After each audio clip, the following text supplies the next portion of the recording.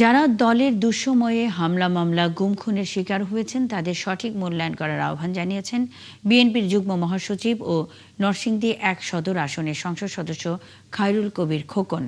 সোমবার জেলা শিশু একাডেমিতে জেলা বিএনপির সাংস্কৃতিক বিষয়ক সম্পাদক মোকাররম ভূঁইয়ার আত্মার মাগফিরাত কামনায় অনুষ্ঠিত দোয়া মাহফিলে তিনি এসব কথা বলেন।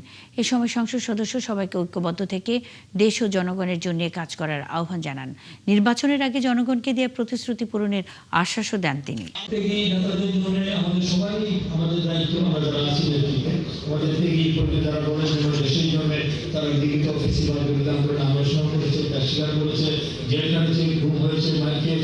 এবং তারা বাড়ি থাকতে পারেনি, তাদেরকে আমরা আগামী দিনে তাদেরকে মূল্যায়ন করতে পারি, তাদেরকে যেন আমরা তারা যেন বঞ্চিত না হয়।